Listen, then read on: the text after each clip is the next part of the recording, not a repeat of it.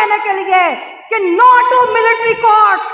हम नहीं मानते इन जर्नैलों के ज़ाब्तों को, इन फौजियों के ज़ाब्तों को हम नहीं मानते। हम मुज़ाहमत करेंगे और पाकिस्तान के अंदर मुकाबरीन मोहतरमा नासरा साहिबा और तमाम मेरे गयूर वकला जो इधर मौजूद हैं, मैं आपकी जदोजहद को सलाम पेश करती हूँ। ये वो वक्त है पाकिस्तान के ऊपर कि जब कोई अदारा पाकिस्तान के अंदर फंक्शनल नहीं, जब अमली तौर पे आपका आइन गैर एलानिया तौर पे मुअत्तल है, जब आपकी अदालतें बेबस हैं। मैं मुबारकबाद पेश करती हूँ वकला कम्युनिटी को और ख़ास तौर पे सदर सुप्रीम कोर्ट बार एसोसिएशन और उनकी कैबिनेट को कि आज आपने फिर एक दफ़ा वकला को इकट्ठा किया और एक पैगाम देने के लिए कि नो टू मिलिट्री कोर्ट्स। हम नहीं मानते इन जर्नैलों के ज़ाब्तों को, इन फौजियों के ज़ाब्तों को हम नहीं मानते। हम मुज़ाहमत करेंगे और पाकिस्तान के अंदर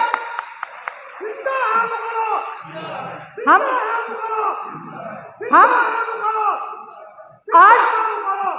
आज देखिए कि जब पार्लिमान ने जो अभी पिछले महीने एक नारा लगाती थी कि पार्लिमान सुप्रीम है, और आज उन्होंने साबित किया कि वो मिलिट्री डेमोक्रेसी को एक्सेप्ट कर चुके हैं और पाकिस्तान की पार्लियामेंट के अंदर से मिलिट्री डेमोक्रेसी के ऊपर एक उन्होंने उसके ऊपर मोहर सब की जब उन्होंने ये करारदाद मंजूर की कि जो सिविलियंस हैं उनका ट्रायल मिलिट्री कोर्ट्स में होगा।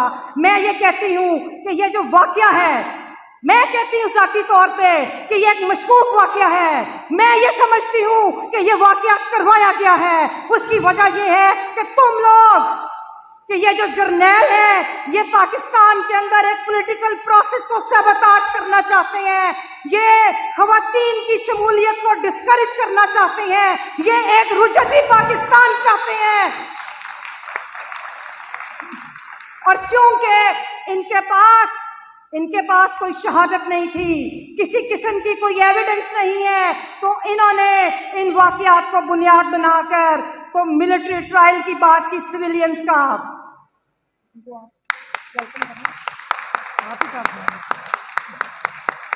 हमारे मोहतरम जनाब लतीफ़ कोसा साहब तशरीफ लाए हैं, हम उनको वेलकम करते हैं कि पाकिस्तान के अंदर ना सिर्फ ये कि सिविलियंस का मिलिट्री ट्रायल नहीं होना चाहिए। मैं तो अपने फौजी भाइयों को कि जो हमारे हमेशा 70 सालों से सुतेले भाई रहे, मैं कहती हूँ कि इनका भी ट्रायल उधर नहीं होना चाहिए और ऐसा निज़ाम हो कि जहाँ पर फेयरनेस के साथ जिसने भी कोई कसूर किया, जिसने भी कोई जुर्म किया, उसका ट्रायल फेयरनेस के साथ हो और मुतवाज़ी अदालती निज़ाम जो है उसको ख़त्म होना चाहिए।